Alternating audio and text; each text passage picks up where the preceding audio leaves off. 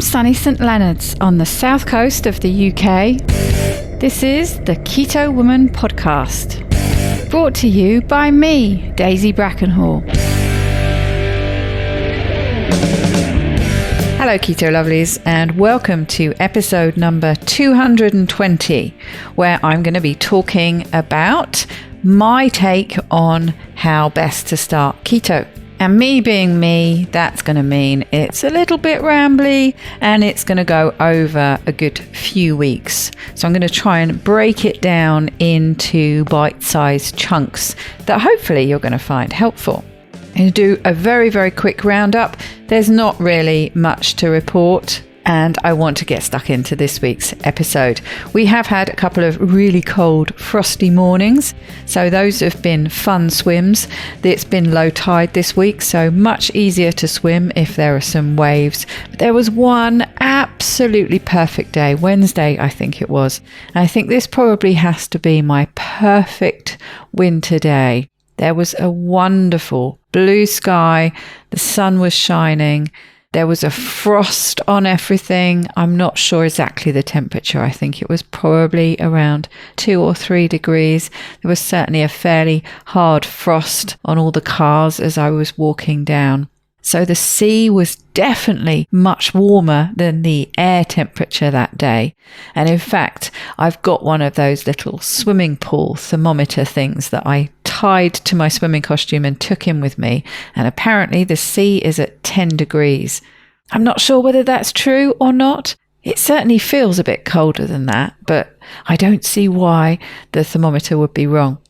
But that has to be my perfect winter day, and it really was a perfect winter swimming day too, and I really enjoyed it. Yes, it was cold, and I've learned that on days like that, get your changing gear as close to the water as you can, because there's only a matter of not very much time before your hands get so cold, I find anyway, when I come out, that it gets difficult to change. So it's kind of a race to get your clothes on and get some gloves on, so I can be drinking my coffee at that point where you've got that after drop, where you actually feel a lot colder than you did when you first came out. So it's all about the timing and getting wrapped up nice and warm. So you can enjoy just looking at the other people going in, just absorb that sunshine. And yes, you can tell, can't you, how much I enjoy it. And I also found a pebble that looked like E.T. So, doesn't get much better than that, does it? But that's about it, really. The dogs are all fine. The cats are fine. This episode probably is landing a bit late. I'm only now just recording it, and it's Friday evening. I've had a hell of a headache today and most of yesterday and haven't felt much like doing anything. So I'm getting this recorded now, and depending how late I work into the evening will depend whether it gets released today, or if not, it will be tomorrow. So apologies for the tardiness of this week's episode. This is a collection of ideas and information that I've been accumulating for years now. I've had plans for turning it into something, even went as far as thinking of a name. I was going to call it Keto Kurious. That's curious with a K. Even went as far as buying the domain name. That's a little bit what I'm like. I'm good at planning. I'm good at thinking of the ideas, but I have real issues when it comes to that final part of putting everything together. All sorts of things going on there, perfectionism and procrastination, you name it. But we won't get into trying to diagnose what the problems are. It reminds me actually of a tutor I had at university who recognized this problem. I used to do the most amazing essay plans. This was when I was doing my English literature degree. And I would make copious notes. I would do all the reading. I would do the research. I would figure out which quotes I wanted to use. I would have written the notes and paragraphs about that. I'd have the whole essay structure there.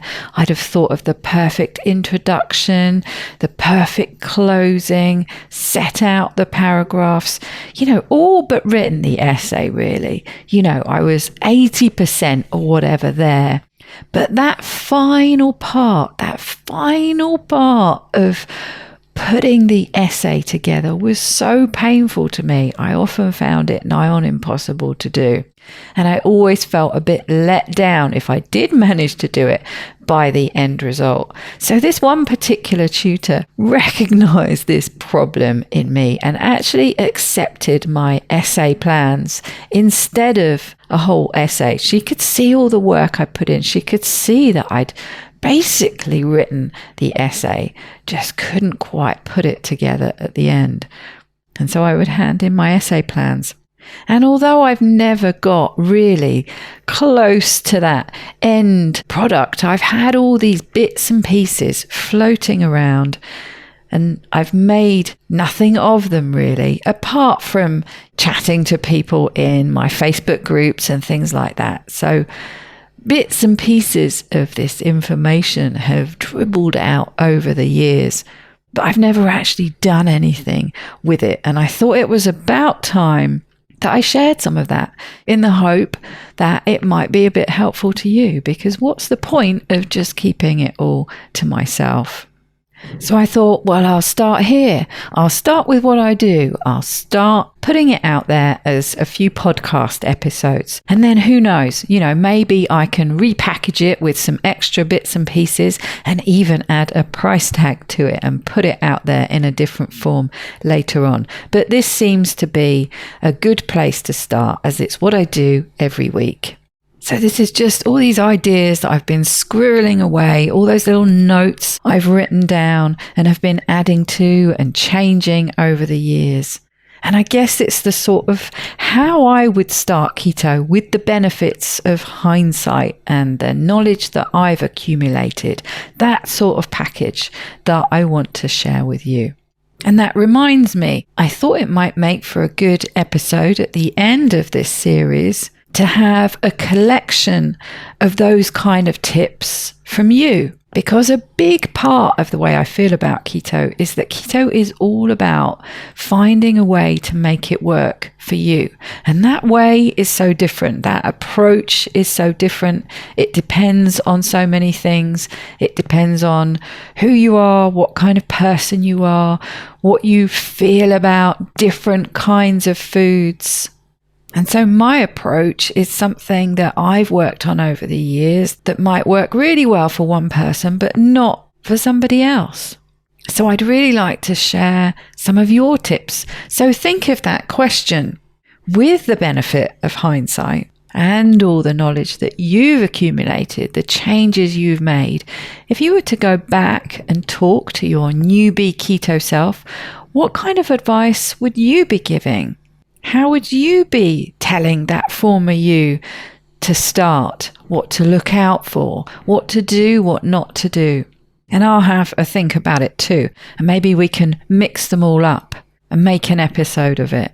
If you feel particularly adventurous, you could record something for me on your phone, on your voice app, something like that, and send it in to me.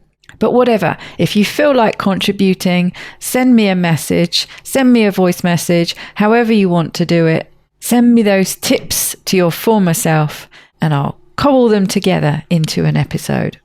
So what am I going to be talking about for these next few weeks? Let me give you a quick overview. As I've been adding to all my Keto Kurious notes, I've been thinking about all these different pillars of health. And of course, what you eat is only one of them, but it is a place to start. And that's what we're going to be talking about. It is about starting keto after all.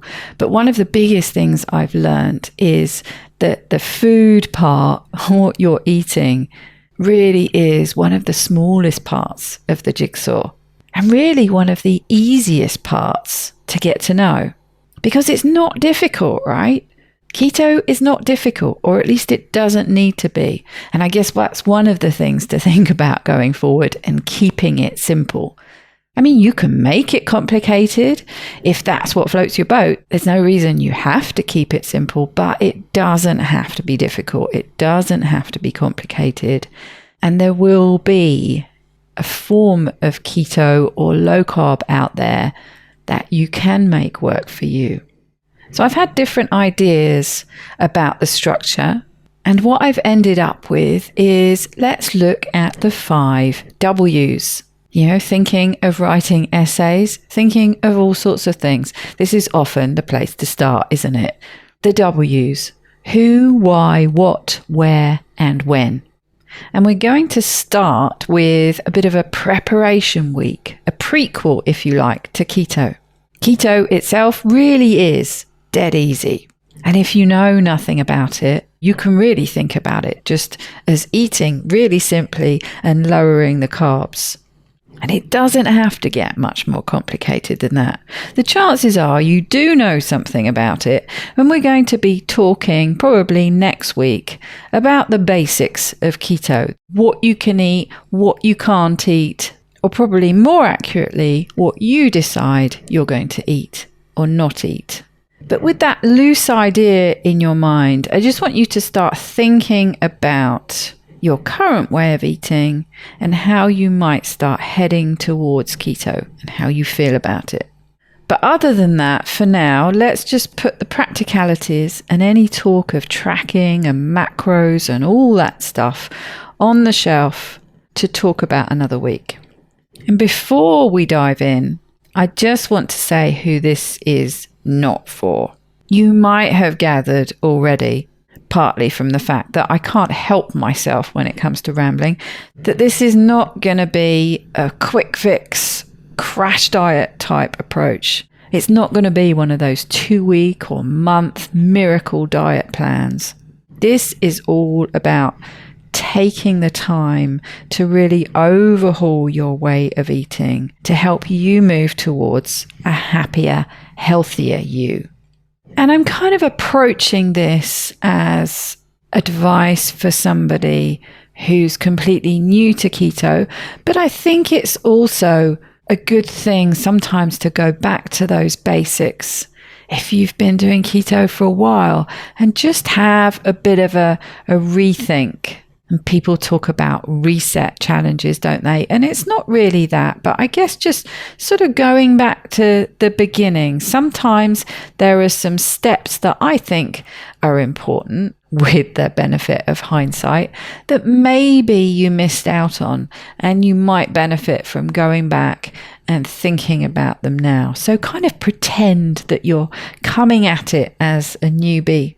And you've probably heard this phrase, and if you haven't, it won't be long before you do in one of the keto groups that you're bound to join on Facebook or wherever.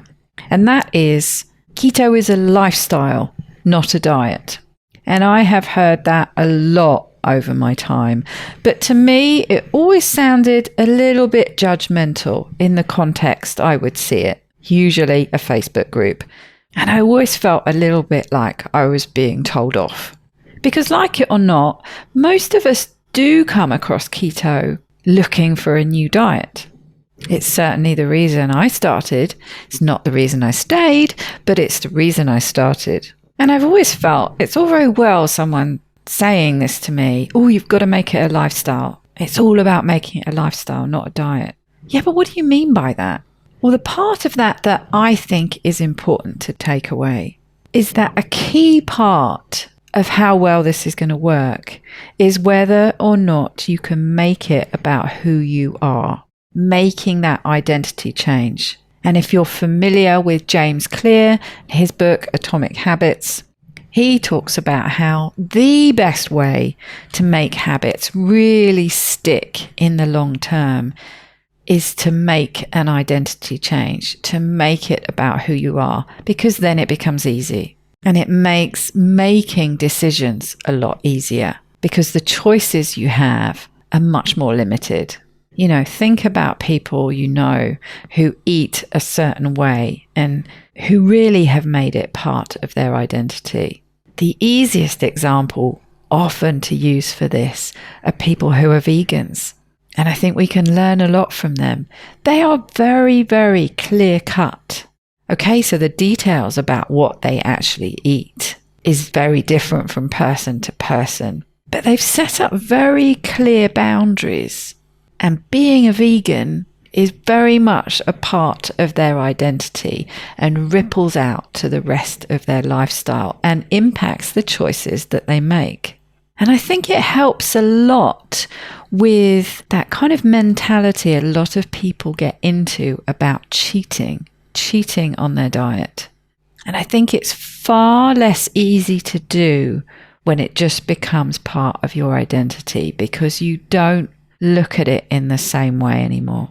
So I want to start with the who from the 5 W's. Who you are, who you want to be, and how best you're going to get there. There are so many ways to start keto, to continue with keto, to tweak keto. And how you start probably won't be how you're doing it a year from now. My point here is that there will be a way to make it work for you. And it's all about finding a keto plan that works for you. It's not about trying to contort yourself into that latest fad diet box, trying to get yourself to fit a diet. It's about getting this diet, getting this way of eating to fit you. How many times have you tried to contort yourself into that latest fad diet box? Over the years, I certainly have, many, many times. There's a reason that they're short. They're difficult to stick to. And you also usually get pretty good results in those first few weeks. It's mostly water weight, of course, you lose. But you certainly feel like you can tick that box that it's working, if working is just losing a bit of weight. But then, inevitably, it stops working and you're on your own, looking for the next one that might work, maybe going back to your old ways and regaining the bit of weight that you've lost, plus a bit extra for luck. And you've probably felt like a bit of a failure. But I just want to stop there for a minute. So have you tried and quote unquote failed multiple times? And how do you look at that? Are you looking at that as a failure? Or do you maybe look at it as the fact that you're actually pretty bloody determined to keep trying over and over and over again? Because I want you to know that this is going to be hard sometimes.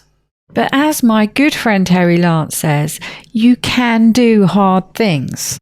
And I want you to sit back for a minute and think of an example of one of those times that you did accomplish one of the things that you were trying to do, that you'd set out to do. The easiest one for me that always comes to mind, because I was so strongly motivated to do it, was to learn how to drive. Now, I'd been watching different people drive, watching my parents drive, things like that, especially when I knew I was coming up to that time that it would be my time to learn how to drive and I'd be in the driver's seat.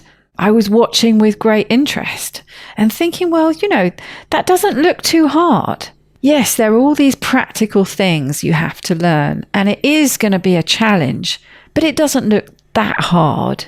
So when I started my formal driving lessons, it came as a huge, huge shock to me. This is really, really hard, and I can't just do it straight away like I thought I was going to be able to. And it really knocked my confidence.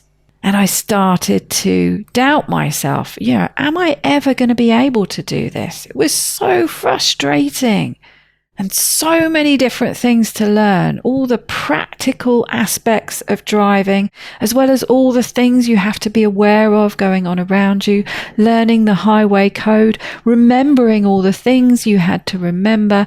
It felt like a mountain I was going to have to climb, but I did it. And now it's second nature. And I think back to that time and I can really remember how frustrating and difficult it was, but I did it. So, like Terry says, you can do hard things. And I don't know what your example will be, but surely you've got one. And if you can't think of one, You won't be able to remember yourself, but imagine yourself learning to walk. That was hard, and you wouldn't have been able to do it straight away.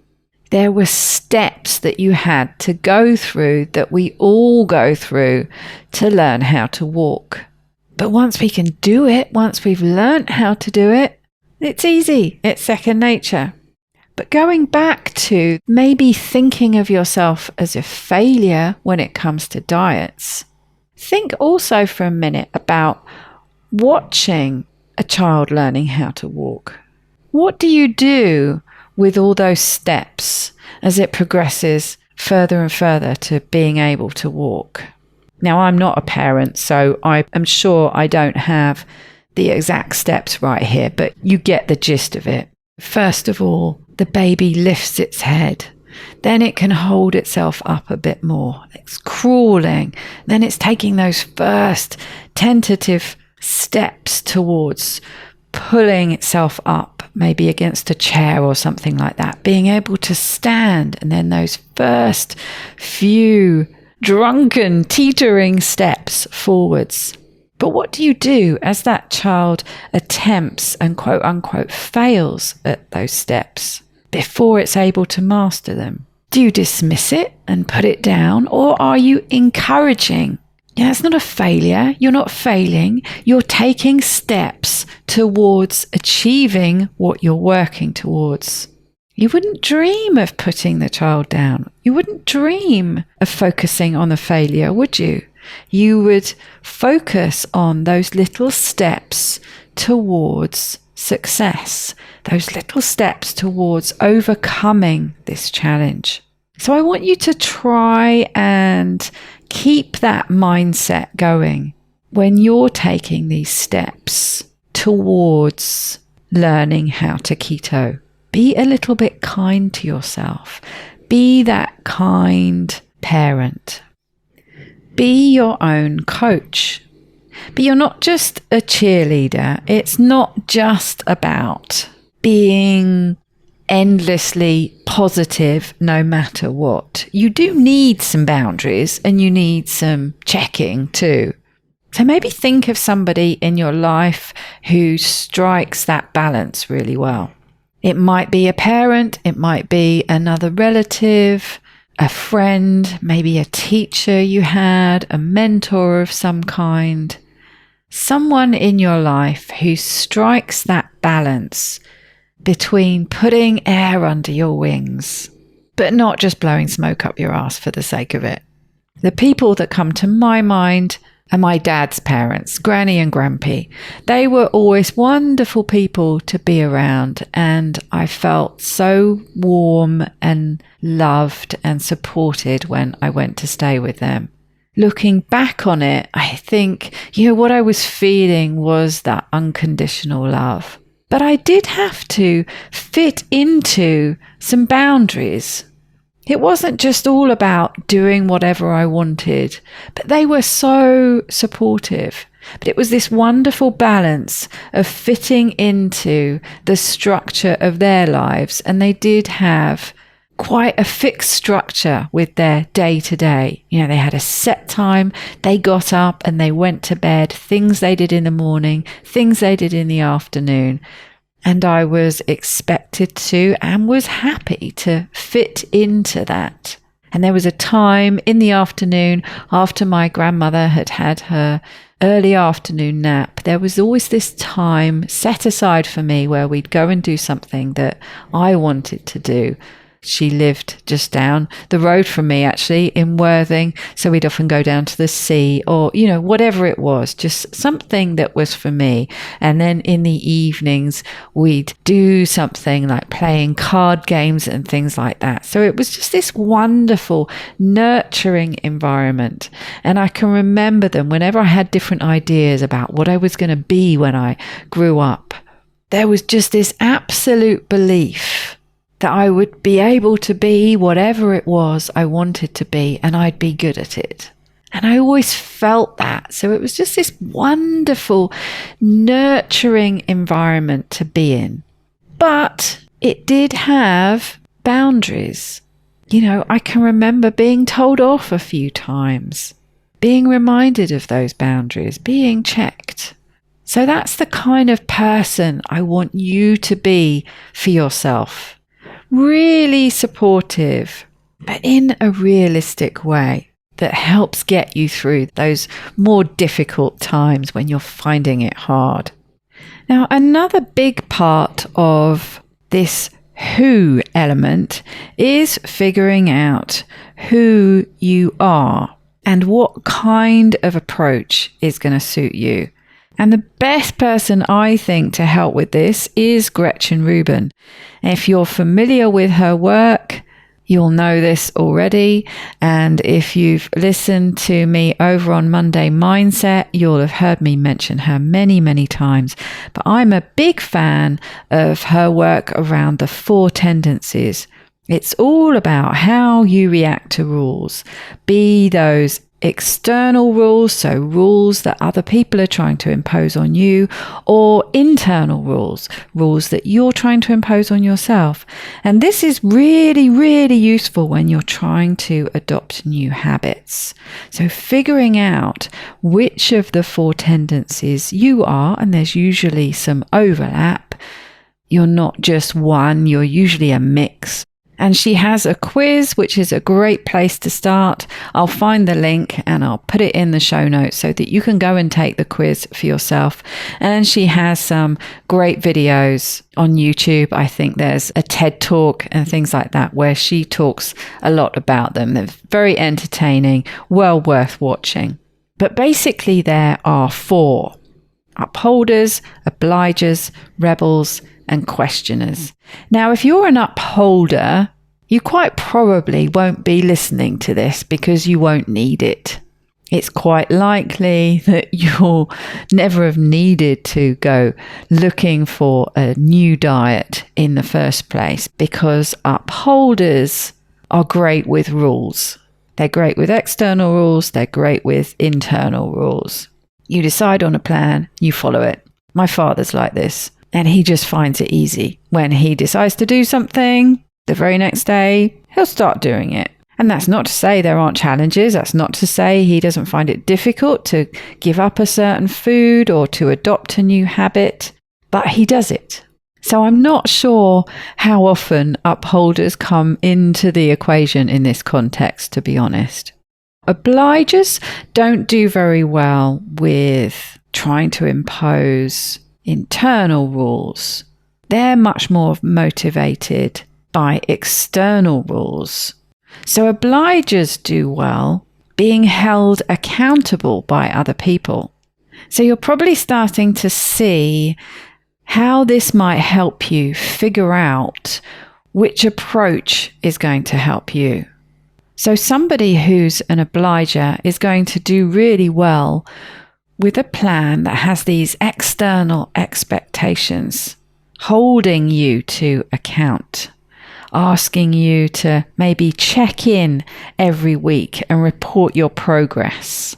That's going to be really motivating for you. It's going to really help you manage and achieve those steps towards your goals. Let's go now to the other end of the scale and talk briefly about rebels. I'm a rebel. I'm also a questioner. But rebels really don't like rules. They don't like rules. They don't like self-imposed rules. And they don't like other people's rules. If you try and impose rules on a rebel, they're not only going to want to flout them, but they're going to want to do the opposite just because. So trying to force yourself into some kind of accountability program or some kind of keto plan that's too regimented and too formulaic probably isn't going to work for you if you're a rebel, because you're just going to rail against it. You're going to rebel. For a rebel, you've got to feel like you're making the decisions because you want to. And now that's not to say that you won't stick really well to a plan, but it's got to be your plan and it's got to be because you want to do it. Questioners, pretty obvious. They question everything. They've got to have a good reason to do something. But then they'll find it a lot easier to do. They tend to like researching. And this is me. I'm a questioner probably every bit as much as I am a rebel. I like doing all that research. I like to question things. So I won't just take it for read when you tell me to do something. I'll want to know why. Questioners are those people who say, but why all the time? Explain it to me. I need to understand before I'm happy to do something. So figuring out which one or more of these tendencies resonate with you is going to really help you work out the plan for keto that's going to work for you. So I really recommend going off and taking the quiz, watching a 15-minute TED Talk, not going to take you very long, and start thinking about which tendencies you have. And then the other thing I want you to do is to start journaling in whatever form works for you. You might be old school like me and like pen and paper. Maybe you've got a notes app on your phone, or maybe you like voice notes or video notes. It doesn't matter. Just start getting into the habit of keeping a journal of some kind and take some early measurements that you note in this journal. Take some photos. These are photos that you don't ever have to share with anybody else. But believe me, you're going to regret it if you don't take some photos, say every month or so. I didn't take very many, and I really wish I had, because it's such a good reminder to be able to see those photos over a period of time, because we do tend to forget. And if this is, at least in part, about weight loss, it's going to be handy to find out how much you weigh and some basic measurements. As many as you want to take, really, but I would take at least waist and hips. If you can, get some basic blood tests done. If you're in the UK, there's a really good, cheap mail order package, and I'll put a link in the show notes. It's called Monitor Your Health, I think. And I think for about £50, you can get a basic lipid panel, A1C, also tells you about your thyroid, and I think vitamin D. And there will be similar things you can do in other countries. You might be able to ask your doctor to do basic blood tests. Really useful, especially things like your A1C and your lipid profile. These are going to be really useful for a comparison and really good health markers, so you can see how you're progressing on the inside as well as the outside. But when it comes to the journal, I just want you to start being mindful around food, because after all, we are talking about changing your diet. So just notice and record what you're eating. Now, I'm not talking about putting it into a tracking app. I'm just talking about making a note. I had bacon and eggs for breakfast. I had cereal for breakfast. We're talking here about starting where you are, where you're at, not where you're going to. So just make a note. What do you eat? When do you eat it? Where do you eat it? Are you grabbing something as you're walking out the door and eating it in your car, eating it as you're walking down the street? Do you sit down and eat it at the dinner table? Are you taking time? How long does it take you to eat? Are you eating with other people? Are you eating on your own? Do you eat in front of the television? And how does it make you feel? Is it something you look forward to? Is it something you think about during the day, planning your evening meal, getting excited about it? Or is it just more something that you do to fuel yourself? How do you feel when you're eating your food? Are you enjoying it? Do you take time to appreciate it? Or do you just shovel it in really quickly as you're watching the television? How do you feel before and afterwards? Have you got really hungry before you've eaten? Do you feel satiated after you've eaten? How often do you eat in the day? What are you drinking? All these things, just start taking some notes and being mindful about it, because that's going to help when you start wanting to make some changes. And lastly, just think through what some of the potential stumbling blocks might be. Are there any hurdles in the way that you can think of for making these changes? Maybe you anticipate some problems fitting this in around your family, your partner, your friends. Maybe you feel like you haven't got enough time, haven't got enough money, haven't got enough motivation. Whatever it is, just think about some of the hurdles that might be in your way, and we can figure out some ways to make it a bit easier to get over them. And the biggest reason why I want you to think about all these things is that it's you that has the answers. You are the one who's in control, and you can do this. Now, usually I ask my guest for a top tip, but there's no guest. So I thought I'd try and come up with my own top tips for each of these weeks. And so my top tip this week is don't underestimate yourself. You've accomplished hard things before. You can do it. So please forgive me for being such a rambler. I know I ramble all over the place.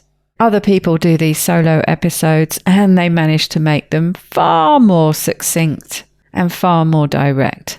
Maybe that's one of the reasons why I've struggled so much to put this information out there, because I'm a rambler. But hopefully you've got something from it, and you'll join me next week when I'm not exactly sure yet what we're going to talk about, but probably the what of the W's. We'll start talking about some of the basics of how to keto and the changes that you're going to start wanting to make. So I'm going to leave you, as always, with this week's end quote.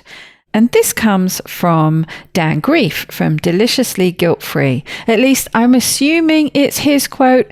He has this really nice thing he does when he sends out his cakes. I say he, I should say the Deliciously Guilt-Free team, people who make the cakes, the people who package them up and send them out.